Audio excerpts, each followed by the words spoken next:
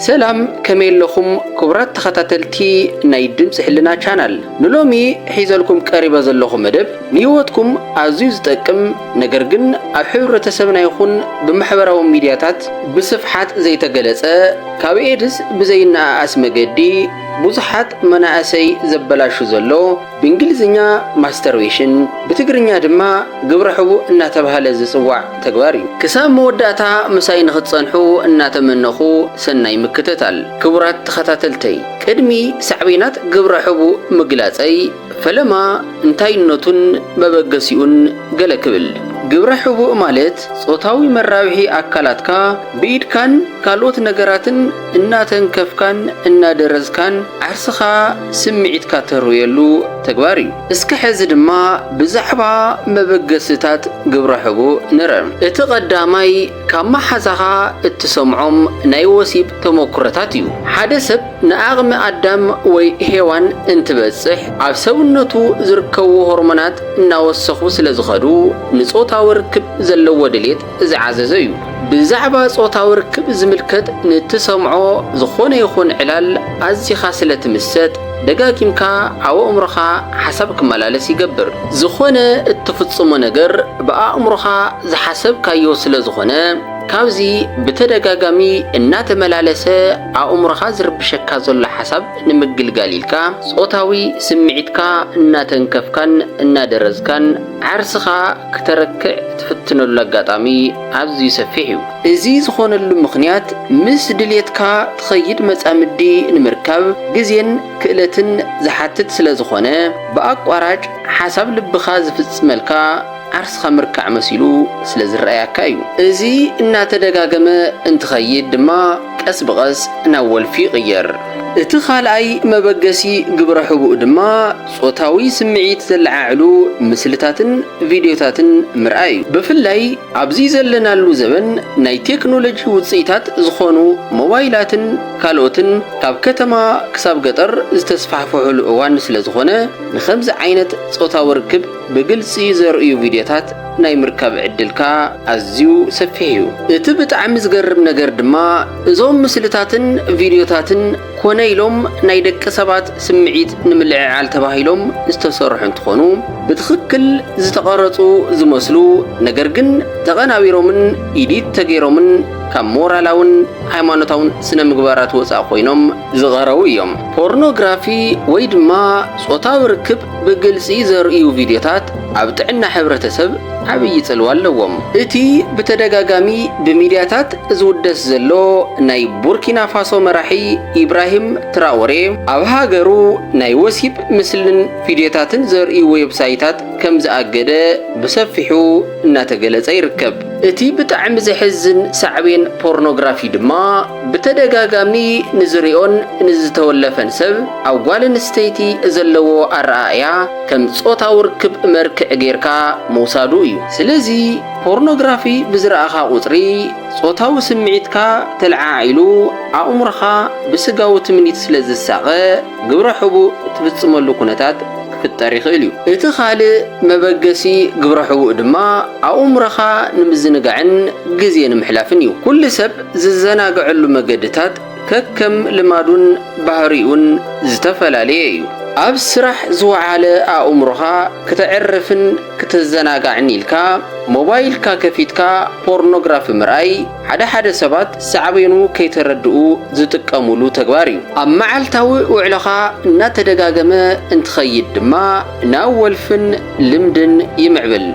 اتخالق مغنيات كخون زخيل دما قال سبات عبناي سرح بوتوهم زقاتمهم صعمتتات ጭንቀት ስለዝፈጥረሎም ነዚ ዘጥፉሉ ሜላ በቀሊሉ ኣብ ቀረቦም ክርከብ ዝኽእል ሞባይሎም ተጠቂሞም ናይ ወሲብ ምስልታት በመራይ ነቲ ጸጎሞምን ስጋኣቶምን ንምቅላል ኢሎም ይጥቀሙ ኣብዚ ክትርድኦ ዘለካ ነገር እንተሃለወ ፖርኖግራፊ ምራይ ንግዚኡ ዘዘናግዕካ መሲሉ ድሓር ግን ኣዝዩ ዝተሓላለኸ ጭንቀት ዘስዕብ ምዃኑ እዩ እቲ ካልእ መበገሲ ግብረ ሕቡእ ድማ ብሕታውነት እዩ ሓደ ሰብ ንበይኑ እንትኸውን ኣብ ኣእምሮኡ ብዙሓት ኣወንታውን ኣሉታውን ሓሳባት ይመላለሱ እዮም ካብቶም ኣሉታዊ ሓሳባት ሓደ ጾታዊ ድሌትካ ተርክዕ ብዓይነ ሕልናኻ ምርኣይን ኢሉ እውን ብቐጥታ ናብ ግብረ ሕቡእ ከምርሕ ይኽእል እዩ። ብዙሓት ሰባት ግብረ ሕቡእ ዝፍጽሙሉ ምኽንያት ንበይኖም ኣብ ዝኾኑሉ እዋን ሰብ ስለ ዘይሪኦምን ነፃነት ስለ ዝስምዖምን እዩ። ብፍላይ ብዝተፈላለዩ ምኽንያታት ሓዳር ዘይገበሩ ሰባት ብሕታውነት ስለ ዝስምዖም ማስተርቤሽን ከም ቀንዲ ጾታዊ መርክዕ ገይሮም ይጥቀሙሉ። እቲ ብጣዕሚ ዝሕዝን ነገር ግን እዞም ሰባት ሽዑ ብዝረኸብዎ ግዝያዊ ዕጋበትን ሓጎስን ተታሊሎም ናይ ቀጻሊ ህይወቶም የበላሽው ምህላዎም ዘይምፍላጦም እዩ። ሳዕቤናት ግብረ ሕቡእ ኣዝዮም ብዙሓትን ዝተሓላለኹን እንትኾኑ እቶም ቀንዲ ግን እዞም ሕዚ ዝገልጸልካዮም እቲ ቀዳማይ ካብ ማሕበራዊ ህይወትካ ምንጻል እዩ። ማስተርቤሽን ካብቶም ንኣእምሮ ወዲ ሰብ ጸሚዶም ዝሕዙ ወልፍታት ሓደ ከም ምዃኑ መጠን ዝበዝሕ ግዜኻ ብዛዕባ ወሲብ ጥራሕ ኣብ ኣእምሮኻን ዓይነ ሕልናኻን እናሓሰብካ ስለ እትሕልፎ እቲ ጽልዋ ብሓደ ግዜ ዘይኮነስ ካብ እዋን ናብ እዋን ደረጃ ብደረጃ እናዓበየ ኸይዱ መጀመርያ ካብ ስድራኻ ድሓር ድማ ካብ መላእ ሕብረተሰብ ነፂሉ ከንቱ ዘትርፍ ሕማቕ ልማድ እዩ።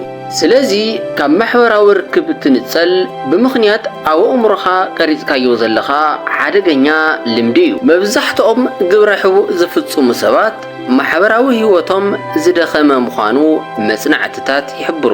ኣብዚ ክትርድኦ ዘለካ ነገር ግን ኩሉ ማሕበራዊ ርክብ ዘይብሉ ሰብ ግብረ ሕቡእ ይፍጽም ማለት ኣይኮነን። ቁጽሮም ዘይነዓቑ ብርክት ዝበሉ ሰባት ገና ካብ ብህፃኖም ናብ ሰባት እናተሓወሱ ስለ ዘይዓበዩ ማሕበራዊ ርክቦም ከማዕብሉ ብዘይምኽኣሎም ኩሉ ግዜ ንበይኖም ዝኸዱ ከም ዘለዉ ክትግንዘብ ኣለካ።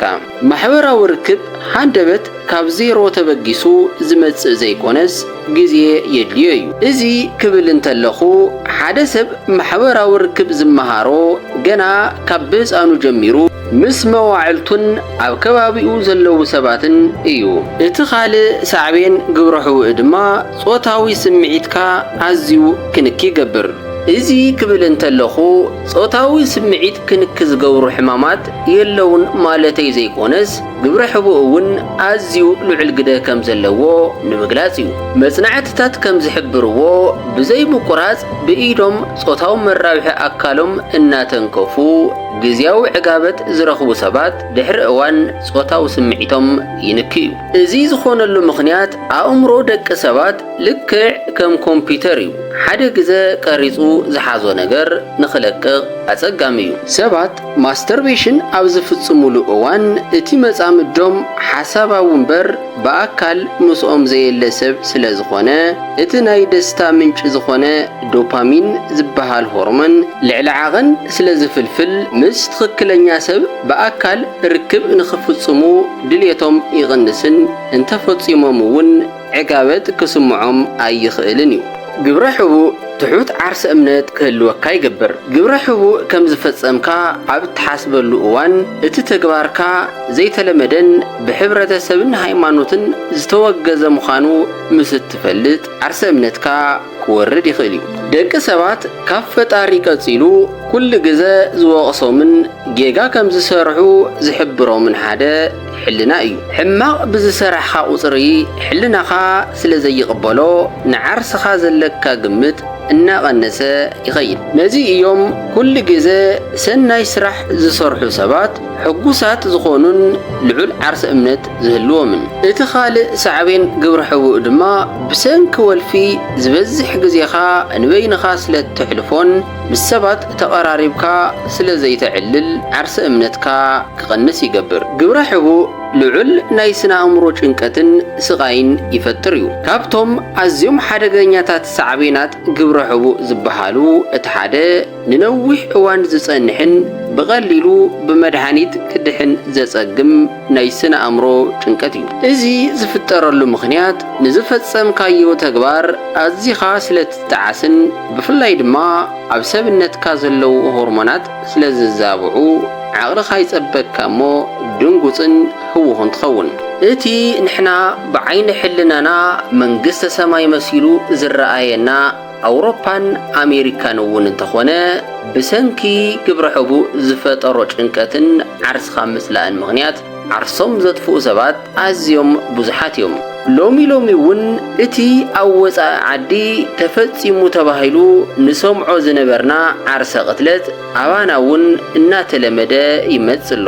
እስከ ሕዚ ድማ ካብ ናይ ግብረ ሕቡእ ልምዲ ወፂኻ ህይወትካ ተመሓይሸሎም መንገድታት ክገልጸልካ እየ። እቲ ቀዳማይ መፍትሒ ማስተርቤሽን ኣብ ኣእምሮ ንነዊሕ እዋን ዝቕረጽ ኣዝዩ ሓደገኛ ልምዲ ስለ ዝኾነ ብሓደ መዓልቲ ንምውፃእን ንምቁራፅን ከጸግመልካ ስለ ዝኽእል ደረጃ ብደረጃ እናቐነስካ እንተትኸድ ድሓር ድማ እንተተቋርጾን ዝሓሸ እዩ። ከምዚ ዓይነት ሜላ ውፅኢታዊ ስለ ዝኾነ ካልኦት ካብ ማስተርቤሽን ወፃኢ ዘለው ልምድታት ንምጥፋእ እውን ይሕግዝ እዩ። ስለዚ ነቲ ሒዝካዮ ዝጸናሕኻ ተግባር ብኻልእ ልምዲ ክትቅይሮ ኣለካ። ንኣብነት መጽሓፍ ምንባብ፣ ኣካላዊ ምንቅስቓስ ምግባርን ካልኦትን ልመድ። ማሕበራዊ ርክብካ ንኽጠናኸር ምስ ኣብ ከባቢኻ ዘለው ሰባት ዕላልን ጸወታን ግበር። ግብረ ሕቡእ ብዝተፈላለዩ ሃይማኖታት ዓለምና ውጉዝን ምስ ፈጣሪኻ ዘለካ ርክብ ዘበላሹ ምዃኑ ይመን። ነዚ ተረዲእኻ ካብቲ ዘይረብሕን ናይ ጸልማት ናብራ ክትነብር ዝገበረካ ናይ ግብረ ሕቡእ ልምዲ ወፂኻ ዝተፈላለዩ ናይ ሃይማኖት መጽሓፍትታት ምንባብ ኣዝዩ ጠቃሚ እዩ። ኣብ መወዳእታ ክብሎ ዝደሊ ነገር እንተሃለወ እቲ ክሳብ ሕዚ ክገልጾ ዝጸናሕኹ ሕማቕ ልምዲ ብዙሓት መናእሰይ ብዕምቆት ዘይፈልጥዎ ብምዃኑ እቶም ቀንዲ ተጠቃዕቲ እውን ንሳቶም ስለ ዝኾኑ ተረከብቲ ዓዲ ከም ምዃኖም መጠን ናይ መጻኢ ዕድሎም ብንግህኡ ከይበላሾ ጥንቃቐ ክገብሩ ይላቦ። እምበኣርከስ ክቡራት ተኸታተልቲ ናይ ድምፂ ሕልና ቻናል ንሎሚ ዝበልክዎ መደብ ነዚ ክትከታተልዎ ዝጸናሕኹም ይመስል ነይሩ። ነዛ ቻናል ሓደሽቲ ዝኾንኩም ሰባት ድማ ሰብስክራይብ፣ ላይክ እና ሼር ብምግባር ኩሉ ግዜ ብዝለቆም ቁም ነገር ሓዘል ቪድዮታት ተማሂርኩም ህይወትኩም ንኽትልውጡ ተስፋ ገብር። ክሳብ መወዳእታ ስለ ዝተኸታተልኩምኒ ድማ ኣዝየ መስግን። ሰላም።